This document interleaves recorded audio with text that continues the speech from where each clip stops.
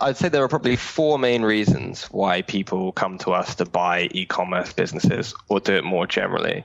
The first is that they're looking for something that's already got a proven business model. So it's well established, it's generating revenue already, and they don't have to go out and build something from scratch and kind of test that, that theory or that hypothesis. They know that it's working already. The second major reason is to really cut out, the early days of all of that sunk effort, building the website, putting the content on it, finding the suppliers, doing the hard work, of email marketing and so forth, and traffic acquisition. You can really cut a lot of that out, buying a business that's 2 or 3 or 4 years old already, and then building on the good work that the seller's already put in. The third probably big one is actually a lot of our buyers are already pretty successful e-commerce business owners already, and they're looking to buy assets that are complementary to their current store for cross-sell potential, or things in other niches to kind of spread their risk and their exposure out. So there's kind of a strategic business reason as well. And lastly, along that similar strategic lines, quite a lot of people look to buy instead of build when they see that another business has picked up a particular strategic advantage that they've not found. So we've had people buy in the past that have done it just to secure a particular supplier relationship, or just to secure a particular customer, or even just to secure the relationship with the seller who's got particular knowledge, experience, or contacts that they can use for their own businesses. So there's a broad reason. I mean, the main negative, I would say, obviously, is going to be the cash out the door on day one. A lot of people aren't in a position where they can put out $50,000, $100,000, $500,000 on an e-commerce site straight away. And obviously, starting from scratch is a better call for them with their means. But if you have the capital, then it can be a very, high return endeavor if you do it properly. I got a question that you brought up earlier, which you talked about how buying brings up a little bit of the new dimension where you have to understand the business and understand kind of, I guess, where you can take the business. What do you recommend people, with the questions that people ask, and what's kind of the ideal process if someone's going to buy a business to go through the due diligence process? Due diligence is a big area, and this is really where buyers can kind of separate themselves from doing just a good deal from a great deal. It probably breaks down into 6 big areas, which are kind of traffic, financials, operations, owner, legal, and technical. But your audience will obviously know about the trials and tribulations of traffic acquisition and building it towards a e-commerce business. So when you're looking at it from the outside in and not from your own business, you really want to look at the split of traffic that the e-commerce business has. And in many cases, Google organic search accounts for a large proportion of that, 50, 60, 70, sometimes even 80%. And so you really want to understand quite deeply what's going on with that search traffic. So what we persuade or sort of encourage buyers to do is to look deeper into that traffic. So analyze the keyword diversification, analyze the rankings historically, look at the kind of concentration across those, and then compare that side by side with the link profile. So see how the profile has been developed over the last 3, 6, 12 months. Look for signs of sort of paid versus organic linking strategy, and really kind of get a stronger sense about the quality of the backlink profile. And once you understand, the quality of that backlink profile and the type of keywords the business is attracting, you kind of got a lot firmer sense about the quality of the business and the quality of the traffic source that makes up, 50, 60, 70, 80% of that business. Is there a specific breakdown of traffic channels? Is there like an ideal breakdown, or is it just kind of look for red flags where somebody's getting 80% of their traffic from one source?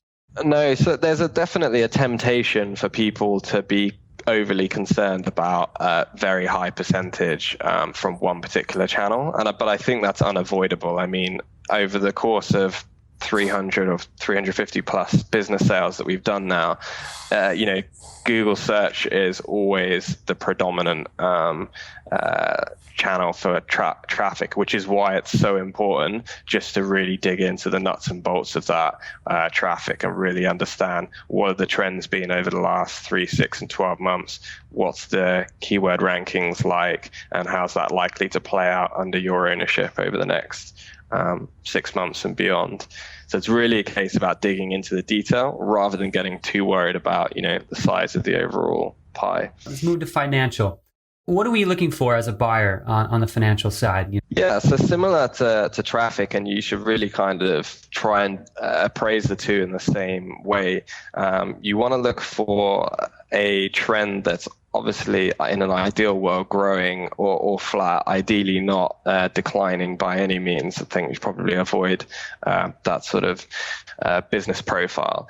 I think similar to traffic, if you see spikes in the financials, and you can do with e-commerce businesses that can have seasonality or run particular sales, look to get explanations from the seller for those spikes, and if they can't be explained properly, then there's something wrong there.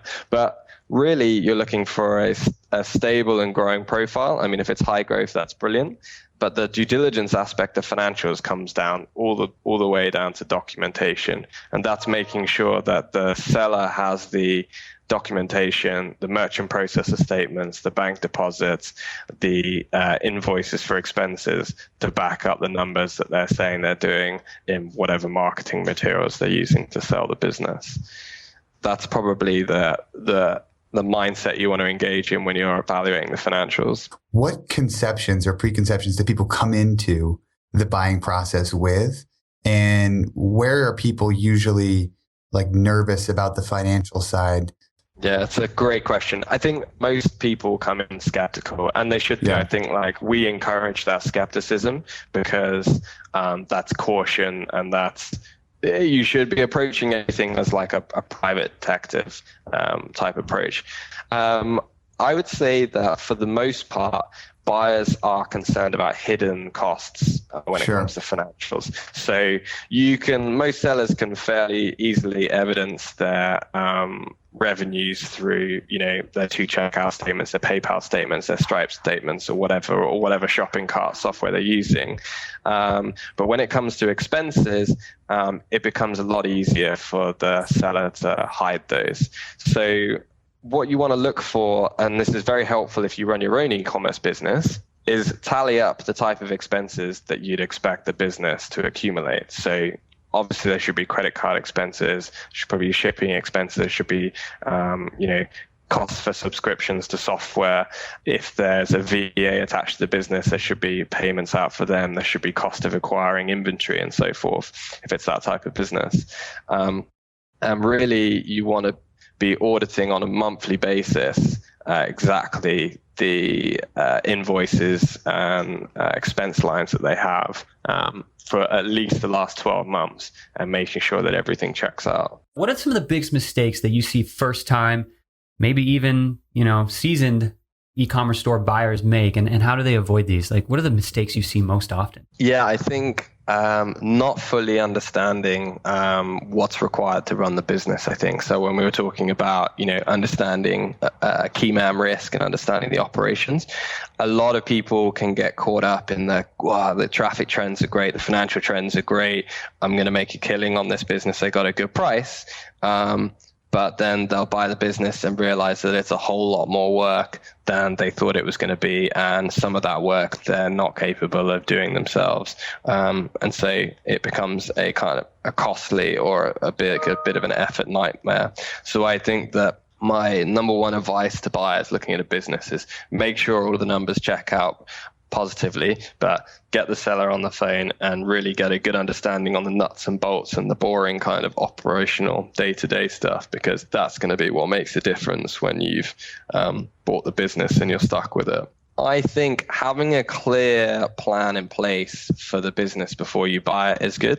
So have a good steer on what you're going to do in the first 3, 6, and sort of 12 months, and work with the seller as much as you can to really understand the business before you buy it. So use the deal process as a massive kind of information discovery exercise. Don't use it as just I now know that the financials check out and the traffic checks out. By the end of it, you want to know, every single aspect of the business and top 3, 5 growth ideas for it going forward. So really kind of have a rich deal experience.